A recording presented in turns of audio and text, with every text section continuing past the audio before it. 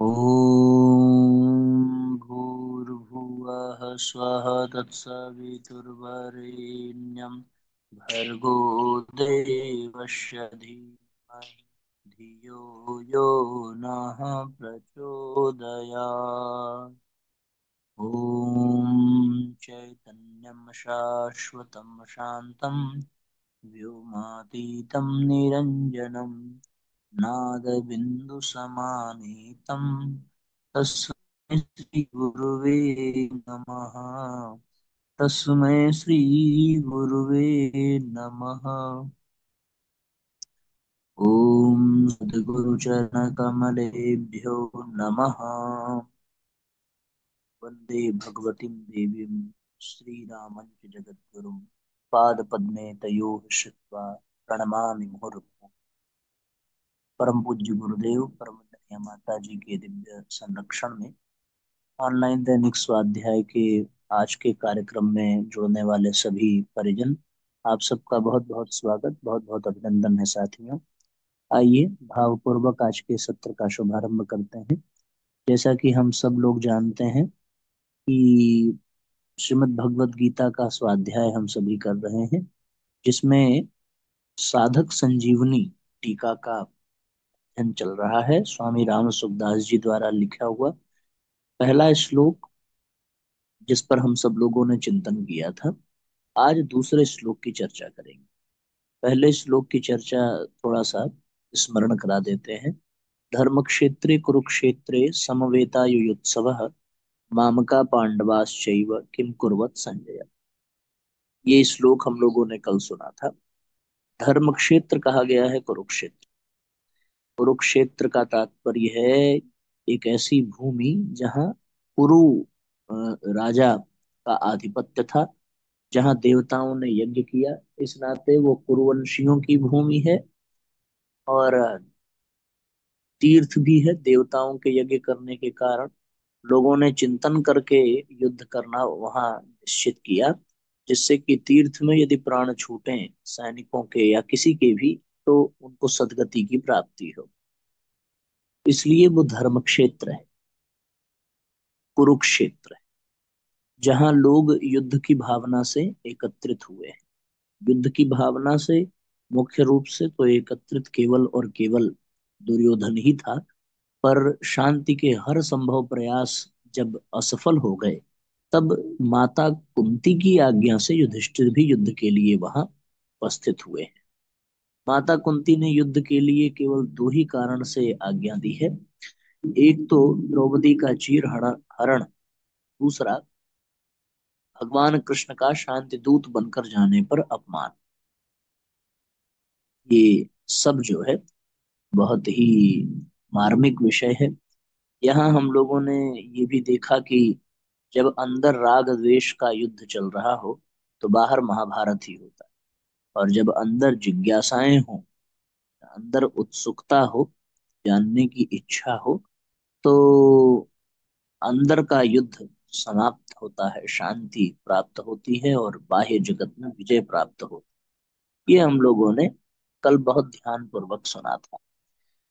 अब ये आज की यात्रा प्रारंभ करते हैं। दूसरा श्लोक, सभी लोग अधिक से अधिक शेयर जरूर कर दें, सर्वाधिक लोगों तक आज के सत्य को पहुंचावें, जिससे कि सबको इसका लाभ मिले। दूसरा श्लोक सुनिएगा।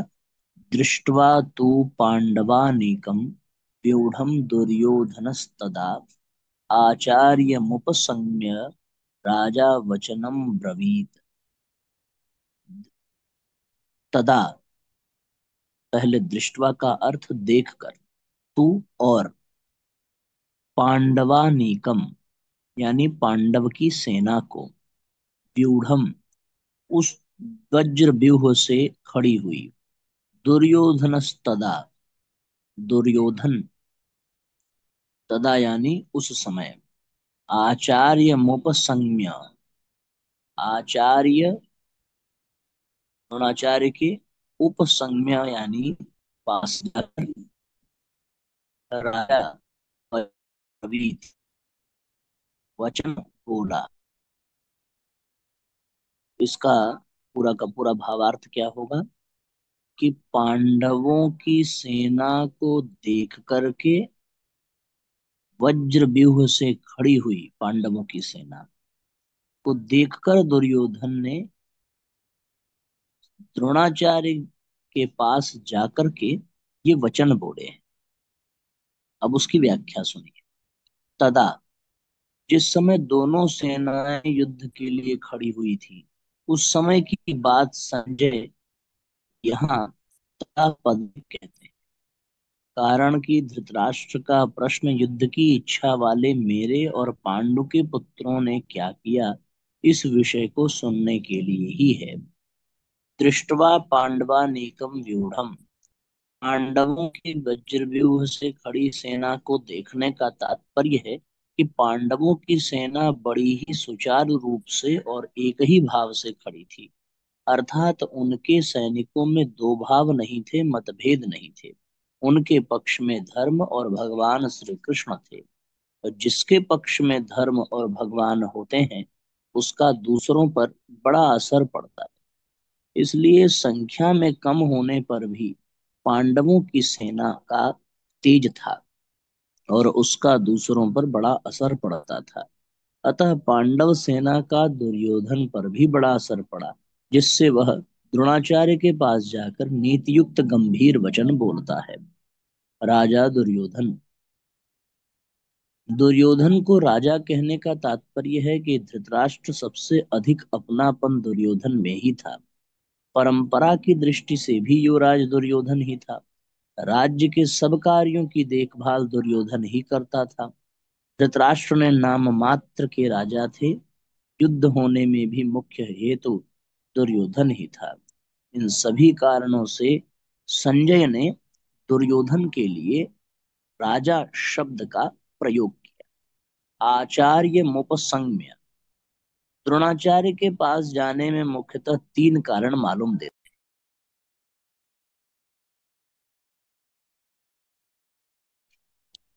अपना स्वार्थ सिद्ध करने के लिए, अर्थात द्रोणाचार्य के भीतर पांडवों के प्रति द्वेष पैदा करके उनको अपने पक्ष में विशेषता से करने के लिए दुर्योधन द्रोणाचार्य के पास गया। दूसरा कारण, व्यवहार में गुरु के नाते आदर देने के लिए भी द्रोणाचार्य के पास जाना उचित था।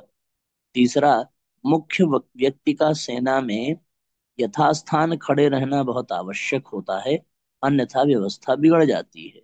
इसलिए दुर्योधन का द्रोणाचार्य के पास खुद जाना उचित ही था।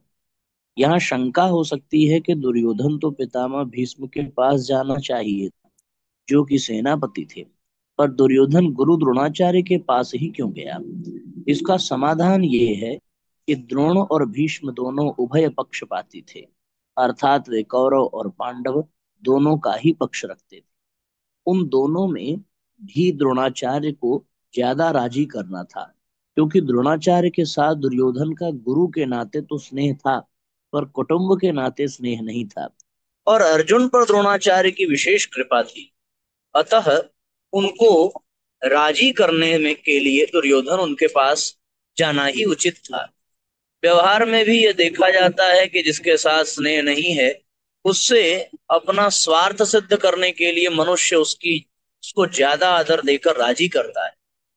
दुर्योधन के मन में यह विश्वास था कि भीष्म जी तो हमारे दादाजी ही हैं, अतः उनके पास न जाऊं तो भी कोई बात नहीं है। न जाने से अगर वे नाराज भी हो जाएंगे तो मैं किसी तरह से उनको राजी कर लूंगा। कारण कि पितामह भीष्म के साथ दुर्योधन का कौटुंबिक संबंध और स्नेह था ही। भीष्म का भी उसके साथ कौटुंबिक संबंध और स्नेह था। इसलिए भीष्म जी ने दुर्योधन को राजी करने के लिए जोर से शंख बजाया है।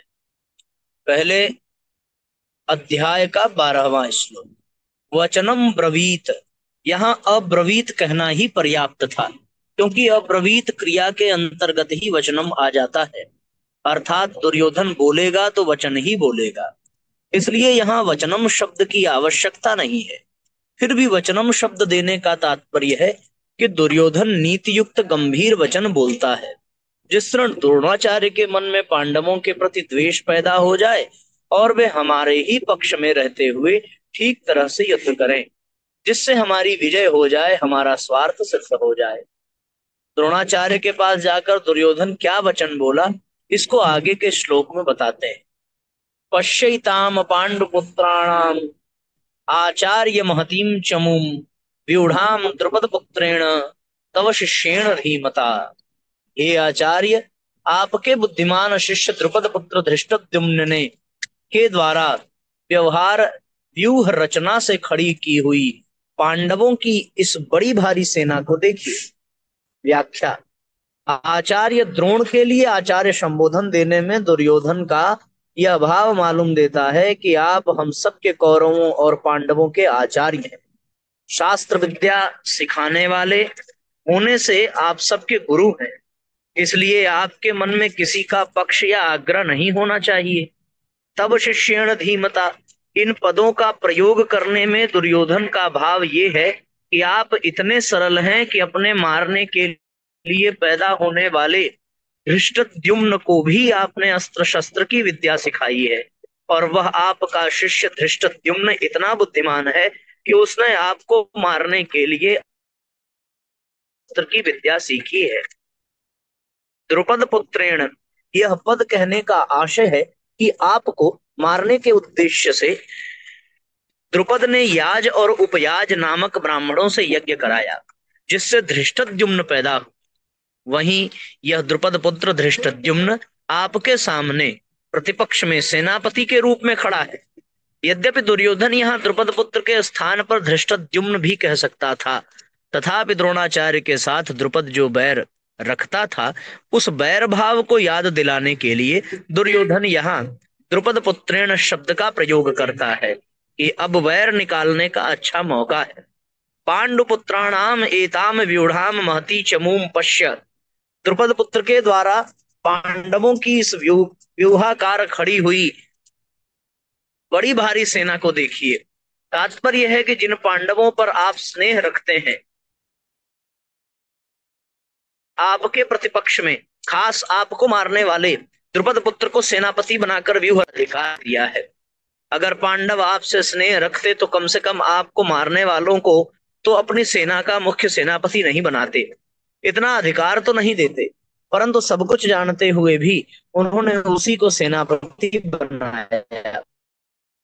सेना संख्या कम थी,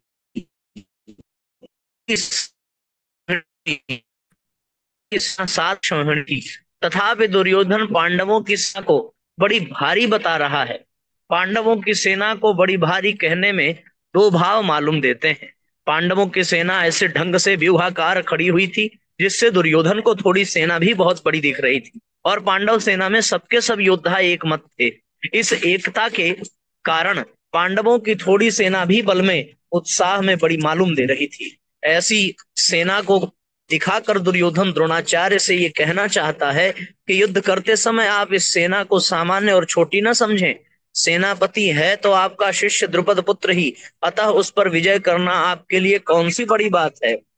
एताम पश्य कहने का तात्पर्य है कि यह पांडव सेना युद्ध के लिए तैयार होकर सामने खड़ी है, अतः हम लोग इस सेना पर किस तरह से विजय कर सकते हैं, इस विषय में आपको जल्दी से जल्दी निर्णय लेना चाहिए। द्रोणाचार्य से पांडवों की सेना देखने के लिए प्रार्थना करके अब दुर्योधन उन्हें पांडव सेना के महारथियों को दिखाता है। यहाँ साथियों एक शब्द आया है अक्षौहिणी। एक अक्षौहिणी सेना में 21,870 रथ, 21,870 हाथी, 65,610 घोड़े और 1,09,350 पैदल सैनिक होते हैं।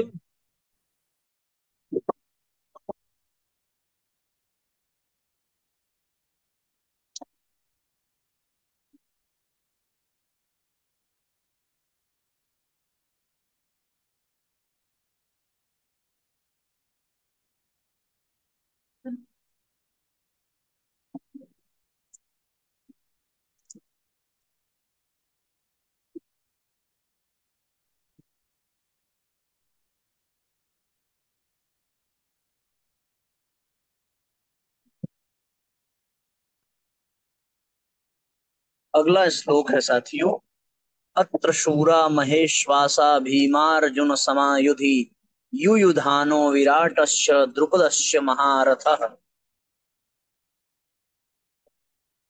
धृष्टकेतुश्चिकीतानः काशीराजश्च वीर्यवान् पुरुजित् कुन्तिभोजश्च शैब्यश्च नरपुङ्गवः युधामन्युश्च विक्रान्त उत्तमौजाश्च वीर्यवान् सौभद्रो द्रौपदेयाश्च सर्व एव महारथाः। यहाँ पांडवों की सेना में बड़े बड़े शूरवीर हैं, बहुत बड़े बड़े धनुष हैं जिनके, तथा जो युद्ध में भीम और अर्जुन के समान हैं उनमें युयुधान, सात्यकी, राजा विराट और महारथी द्रुपद भी हैं। धृष्टकेतु और चेकितान तथा पराक्रमी काशीराज भी हैं। पुरुजीत और कुंती भोज ये दोनों भाई तथा मनुष्यों में श्रेष्ठ शैब्य भी हैं। पराक्रमी युधामन्यु और पराक्रमी उत्तमौजा भी हैं। सुभद्रा पुत्र अभिमन्यु और द्रौपदी के पांचों पुत्र भी हैं। ये सब के सब महारथी हैं। व्याख्या। अत्र शूरा महेश्वासा भीमार्जुन समायुधि, जिनसे बाण चलाए जाते हैं, फेंके जाते हैं, उनका नाम ईश्वास अर्थात धनुष है। ऐसे बड़े बड़े ईश्वास धनुष जिनके पास हैं वे सभी महेश्वास हैं। तात्पर्य है कि बड़े धनुषों पर बाण चढ़ाने एवं प्रत्यंचा खींचने में बहुत बल लगता है। जोर से खींचकर छोड़ा गया बाण विशेष मार करता है। ऐसे बड़े बड़े धनुष पास में होने के कारण ये सभी बहुत बलवान और शूरवीर हैं। ये मामूली योद्धा नहीं है। युद्ध में ये भीम और अर्जुन के समान है, अर्थात बल में ये भीम के समान है और अस्त्र शस्त्र की कला में ये अर्जुन के समान है। युयुधानः, सात्विकी ने अर्जुन से अस्त्र शस्त्र की विद्या सीखी थी, इसलिए भगवान श्री कृष्ण के द्वारा दुर्योधन को नारायणी सेना देने पर भी वह कृतज्ञ होकर अर्जुन के पक्ष में ही रहा, दुर्योधन के पक्ष में नहीं गया। द्रोणाचार्य के मन में अर्जुन के प्रति द्वेष भाव पैदा करने के लिए दुर्योधन महारथियों में से सबसे पहले अर्जुन के शिष्य युयुधान का नाम लेता है। तात्पर्य है कि इस अर्जुन को तो देखिए, इसने आपसे ही अस्त्र शस्त्र चलाना सीखा है और आपने अर्जुन को यह वरदान भी दिया है कि संसार में तुम्हारे समान और कोई धनुर्धर न हो, ऐसा प्रयत्न करूंगा। इस तरह आपने तो अपने शिष्य अर्जुन पर इतना स्नेह रखा है, पर वह कृतज्ञ होकर आपके विपक्ष में लड़ने के लिए खड़ा है, जबकि अर्जुन का शिष्य युयुधान उसी के पक्ष में खड़ा है। युयुधान महाभारत के युद्ध में न मरकर यादवों के आपसी युद्ध में मारे गए। विराटश्च, जिसके कारण हमारे पक्ष का वीर सुशर्मा अपमानित किया गया, आपको सम्मोहन अस्त्र से मोहित होना पड़ा और हम लोगों को भी जिसकी गायें छोड़कर युद्ध से भागना पड़ा, वह राजा विराट आपकी प्रतीक्षा में आपके प्रतिपक्ष में खड़ा है। राजा विराट के साथ द्रोणाचार्य का ऐसा कोई वैर भाव या द्वेष भाव नहीं था, परंतु दुर्योधन यह समझता है कि अगर युयुधान के बाद मैं द्रुपद का नाम लूं तो द्रोणाचार्य के मन में यह भाव आ सकता है कि दुर्योधन पांडवों के विरोध में मेरे को उकसाकर युद्ध के लिए विशेषता से प्रेरणा कर रहा है तथा मेरे मन में पांडवों के प्रति वैर भाव पैदा कर रहा है। इसलिए दुर्योधन द्रुपद के नाम से पहले विराट का नाम लेता है, जिससे द्रोणाचार्य मेरी चालाकी न समझ सकें और विशेषता से युद्ध करें। राजा विराट उत्तर श्वेत और शंख नामक तीनों पुत्रों सहित महाभारत युद्ध में मारे गए। द्रुपदश्च महारथः, आपने तो द्रुपद को पहले की मित्रता याद दिलाई, पर उसने सभा में यह कहकर आपका अपमान किया कि मैं राजा हूं और तुम भिक्षुक हो, अतः मेरी तुम्हारी मित्रता कैसी, तथा वैर भाव के कारण आपको मारने के लिए पुत्र भी पैदा किया। वही महारथी द्रुपद आपसे लड़ने के लिए विपक्ष में खड़ा है। राजा द्रुपद युद्ध में द्रोणाचार्य के हाथ से मारे गए। धृष्टकेतु, यह धृष्टकेतु कितना मूर्ख है कि जिसके पिता शिशुपाल को कृष्ण ने भरी सभा में चक्र से मार डाला था, उसी कृष्ण के पक्ष में यह लड़ने के लिए तैयार खड़ा है। धृष्टकेतु द्रोणाचार्य के हाथ से मारे गए। चेकितानः, ये सब यादव सेना तो हमारी ओर से लड़ने के लिए तैयार है और यह यादव चेकितान पांडवों की सेना में खड़ा है। चेकितान दुर्योधन के हाथ से मारे गए। काशीराजश्च वीर्यवान, यह काशीराज बड़ा ही शूरवीर और महारथी है, यह भी पांडवों की सेना में खड़ा है। इसलिए हानि से युद्ध करना, क्योंकि यह बड़ा पराक्रमी है। काशीराज महाभारत। पुरुजित कुंती भोज, यद्यपि पुरुजित और कुंती भोज ये दोनों कुंती के भाई होने से हमारे और पांडवों के मामा हैं, तथापि इनके मन में पक्षपात होने के कारण ये हमारे विपक्ष में युद्ध करने के लिए खड़े हैं। पुरुजित और कुंती भोज दोनों ही युद्ध में द्रोणाचार्य के हाथ से मारे गए। शैब्यश्च नरपुंगवः, यह शैब्य युधिष्ठिर का ससुर है। यह मनुष्यों में श्रेष्ठ और बहुत बलवान है। परिवार के नाते यह भी हमारा संबंधी है, परंतु यह पांडवों के ही पक्ष में खड़ा है। युधामन्युश्च विक्रांत उत्तमौजाश्च वीर्यवान, पांचाल देश के बड़े बलवान और वीर योद्धा युधामन्यु तथा उत्तमौजा मेरे वैरी अर्जुन के रथ के पहियों की रक्षा में नियुक्त किए गए हैं। आप उनकी ओर भी नजर करें। रात में सोते हुए इन दोनों को अश्वत्थामा ने मार डाला था।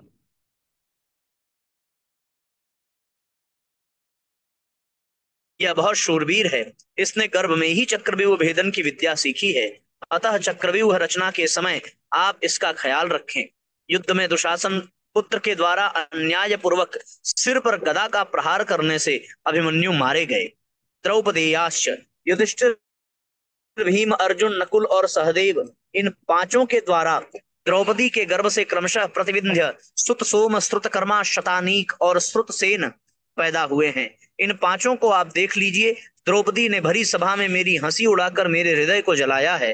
उसी के इन पांचों पुत्रों को युद्ध में मारकर आप उसका बदला चुकाएं हुए इन पांचों को अश्वत्थामा ने मार डाला। सर्व एव महारथाः, ये सब के सब महारथी हैं, जो शास्त्र और शस्त्र विद्या दोनों में प्रवीण हैं और युद्ध में अकेले ही एक साथ है। उस वीर पुरुष को महारथी कहते। ऐसे बहुत से महारथी पांडव सेना में खड़े हैं। द्रोणाचार्य के मन में पांडवों के प्रति द्वेष पैदा करने और युद्ध के लिए जोश दिलाने के लिए दुर्योधन ने पांडव सेना की विशेषता बताई। दुर्योधन के मन में विचार आया कि द्रोणाचार्य पांडवों के पक्षपाती हैं ही, अतः वे पांडव सेना की महत्ता सुनकर मेरे को ये कह सकते हैं कि जब पांडवों की सेना में इतनी विशेषता है तो उनके साथ तो ऐसा विचार आते ही दुर्योधन आगे के 3 श्लोकों में अपनी सेना की विशेषता बताता है। इस तरीके से साथियों, आज के स्वाध्याय को हम लोग 2, 3, 4, 5, 6 इन 5 श्लोकों तक ही पढ़ रहे हैं। यहाँ आज के सत्र को विश्राम देंगे। यदि किसी के मन में कोई जिज्ञासा होगी तो वो चैट बॉक्स में जरूर लिख करके भेज देंगे। आइए गायत्री मंत्र पढ़ें। ओम भूर्भुवः स्वः तत्सवितुर्वरेण्यं भर्गो देवस्य धीमहि धियो यो नः प्रचोदयात्। सभी आत्मीय बंधुओं को बारंबार प्रणाम। सबका मंगल हो साथियों। जय राम जी की शुभ रात्रि।